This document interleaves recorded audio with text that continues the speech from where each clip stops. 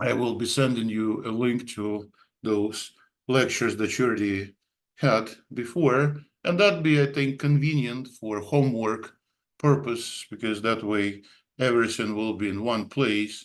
But you still have those lectures. I was emailing you recordings of them anyways, but I just put them on one folder on the YouTube for your convenience.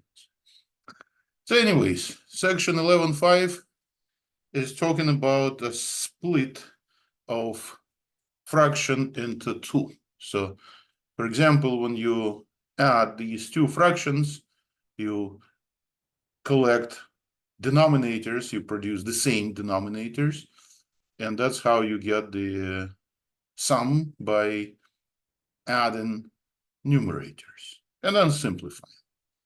Question is, how can you go back and produce these two fractions?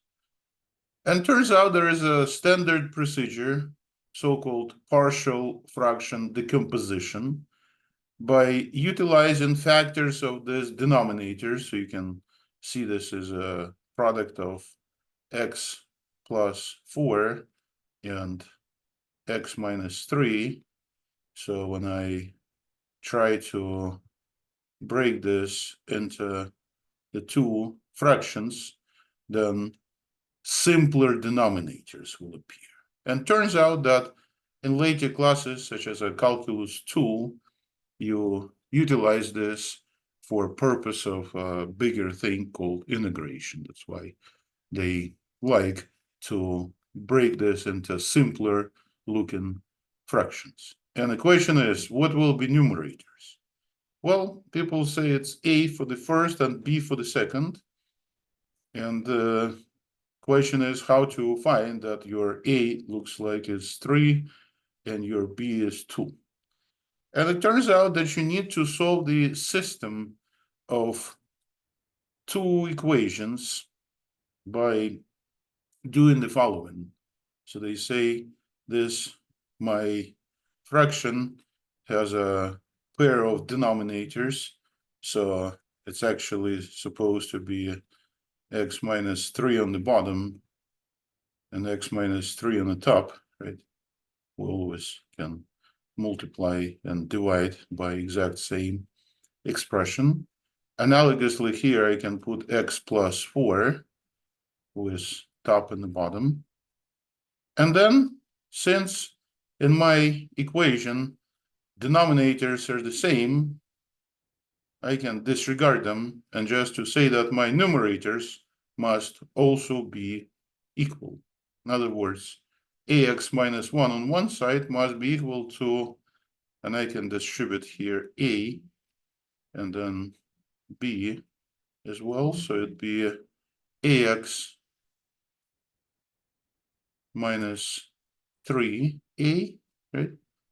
And then we also added, there's a plus, right? So we add with b times x and with b times 4, 4b.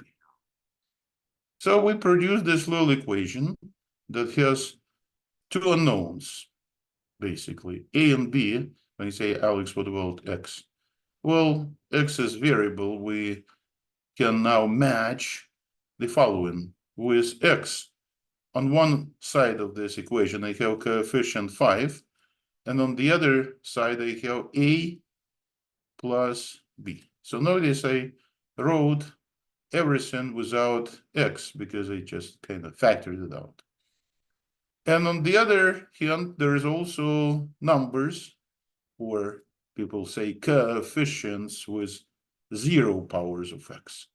And they will be negative 3a and positive 4b. So we use, in fact, that's from, again, linear algebra. They prove that since we have equation which is having x's and then constant, then coefficients with x's must be the same and coefficients with constants must be the same. So they actually proved that in later class. But here we take it for granted, and we actually end up with a system that we're going to solve, and hopefully we're going to get this two values for A and B. So still remember how we solve the system? Eliminate, right? One of the popular methods is to eliminate, or you could actually substitute. I can, for a change, for example, pull out A from one of these equations. So I can say that 5 minus B is the same as A. And then I can replace this difference into equation number 2 instead of A. So this way, I'm going to have no letter A, but just B. So we're going to have minus 1 on one side. And then there is a negative 3 that I multiply by, now it's 5 minus B instead of A, right? And then plus 4B. And we produced so-called linear equation. And you can solve it just any way you like. So I got a minus 15 and then plus 3b here. And also there is still plus 4 of those b's, right? 4b.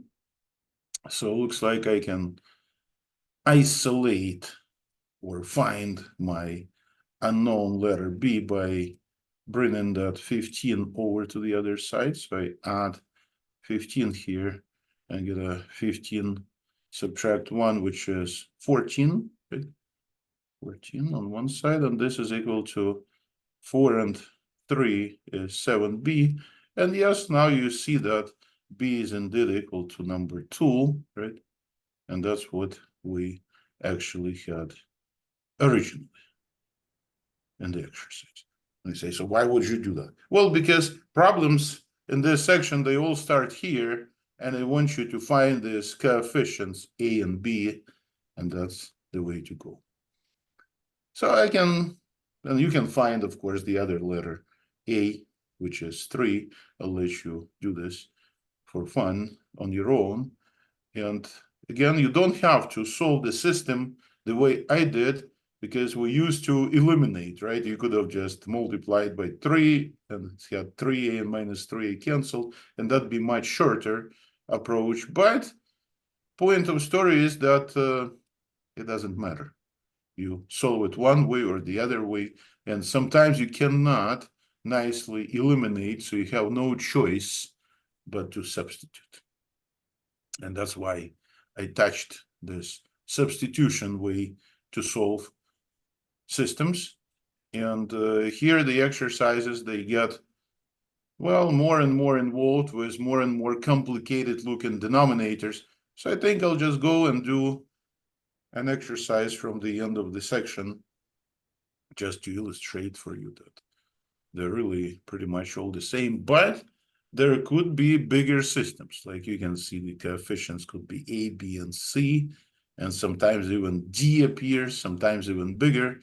So today I just want to give you a slight introduction into the process, and then maybe next time I will do a little bit more complicated problem for you. For example, exercise number 21 here. I think I will need some room for that, so let me share with you board. I'll just do one because these problems are a little bit tedious to solve, but it turns out that all we care about is a first step. And once you produce that, then the process is kind of the same for all of these exercises. So I just need to think about how we can factor x cubed minus 2 cubed, which is 8. And it turns out there is a special formula that people utilize for this kind of procedures. So a cubed minus b cubed factors with a minus b, and then you need to multiply it by a squared plus the product of a and b, and then plus b squared. So this way we get factoring of cubes. How to check it? Well, people usually use division, so they divide by a minus b, this a cubed minus b cubed, and that's what they produce. but the point of story that we have factoring of x cubed minus 2 cubed. So it factors with a x minus 2 as one factor, and the other is going to be yx minus 2. Well, that's here.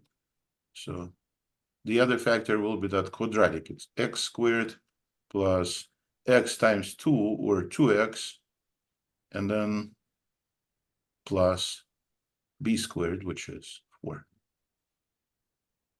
So I need to find coefficients on the top, so that's going to be a, but for the other piece, since it's squared, it could be the first power, so lower powered polynomials. If that's squared, then we have a first power, and then it could be some number added. So we need to find 3 unknowns. How about that? And the process is analogous to what I did for the previous exercise. So I'm going to match those numerators now. So all I care about is just numerators. And what are they? Well, here we have 1, and there we have numerator x squared plus 2x plus 4, and here I multiply by x minus 2. And of course, if I do this multiplication on both sides, then this x minus 2 will cancel, and it'll be just numerator, and same here. So whatever is missing, we usually put in the top, so we don't create too much mess when we write. And I'm gonna distribute these, so it'd be ax squared plus 2a times x, and then plus 4a, that's first one. And also I'm gonna distribute the second one, so I'm gonna have to multiply bx here, so that'd be b times x squared. See, it's getting tedious, right? That's why I don't want to do too many of them, because for one day it'd be a little bit too much. The next time maybe we'll continue with this. So 2bx, and then we'll also multiply by c, right? So it'll be cx, and then minus 2c. And now, analogous idea of matching those coefficients, such as x squared. Please notice on the left side, we don't have x squared. So people say there is no x squared means there is actually a 0 with x squared. And same with x. There is no x, so it's a 0 with x. So with x squared on one side, we have 0.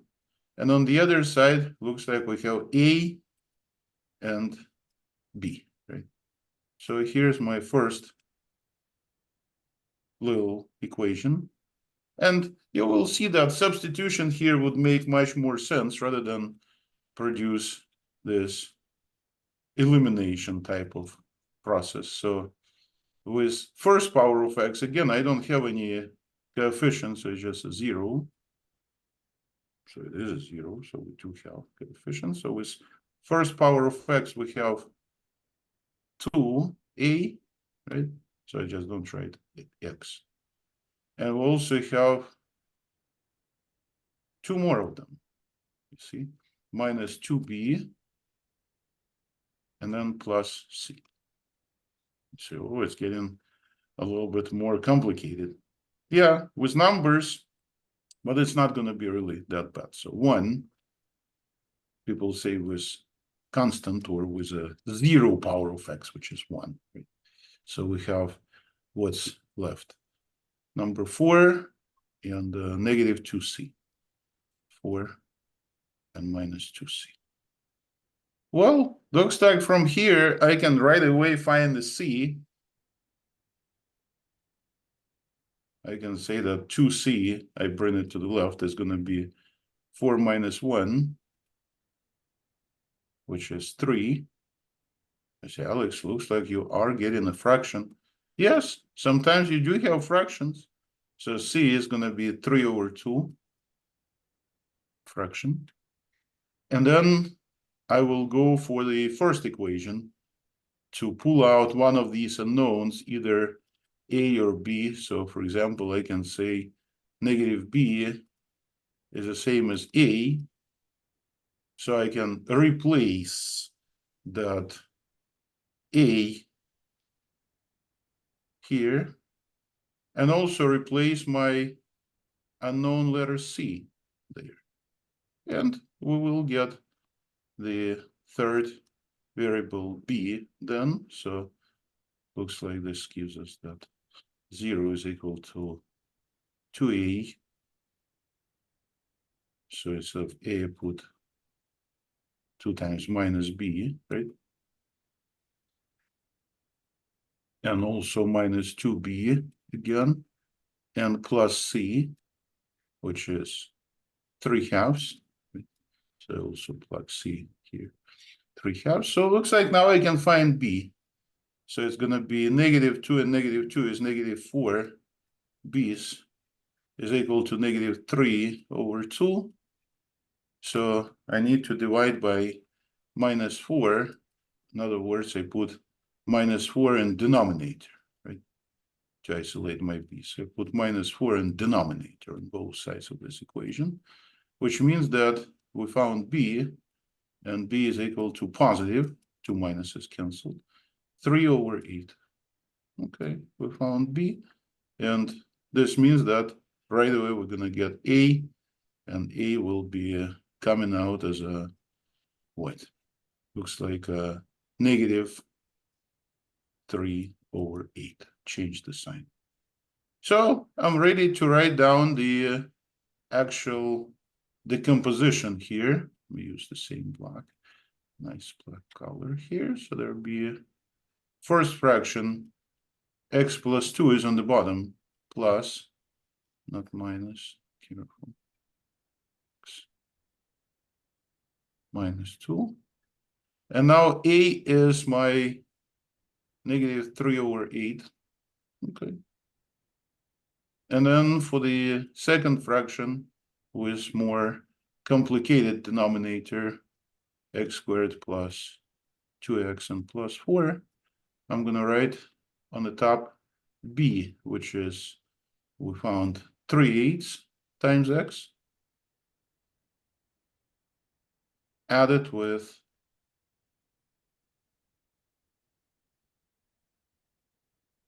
C, which is 3/2. So I just decomposed this into fractions, or if you want, you can put decimals. Or some people will say, well, there's a denominator, maybe I'll bring it down. Yeah, you can do all that, but it doesn't really matter. We split it into 2 fractions with simpler denominators. And that's the point of this process. So I guess I'm going to stop at this stage and let you think about this, because I don't think you're gonna need it unless you take a second term of calculus. That's where we have a section that does this decomposition.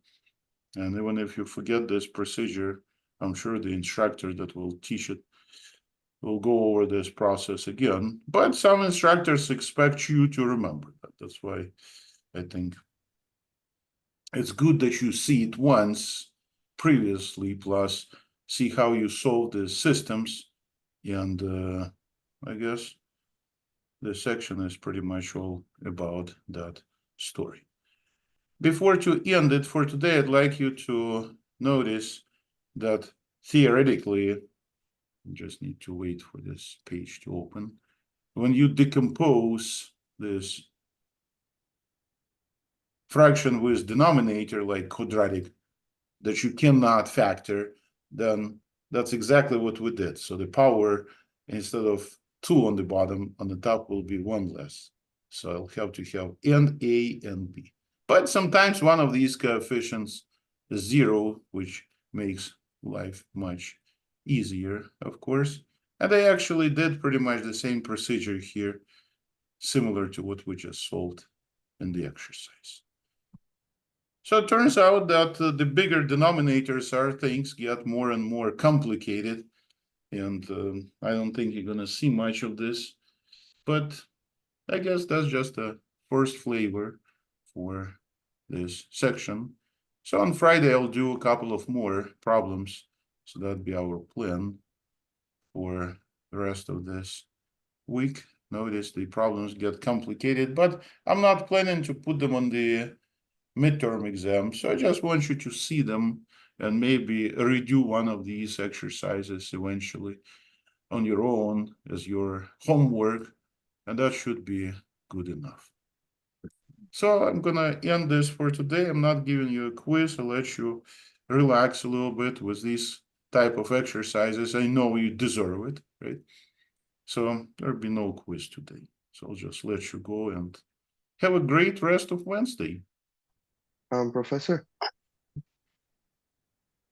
Yes, Professor, yes, up to yes. what point are we gonna have for the midterm? Like up to what point of the lectures is gonna be in the midterm? So we're doing some of chapter 11, and I will talk about the midterm. I'll start talking about it on Friday, and I will send you practice midterm over weekend, so you will know for sure exactly what exercises to concentrate on. But for Okay. homework, it'd be nice if you could take a look at this section, not today, there's on Friday or something. So it'd be nice. Okay. Thank you, Professor. Have a great day. Thank you. Bye-bye. Thank you, Professor. Very thoughtful of you. Uh-huh.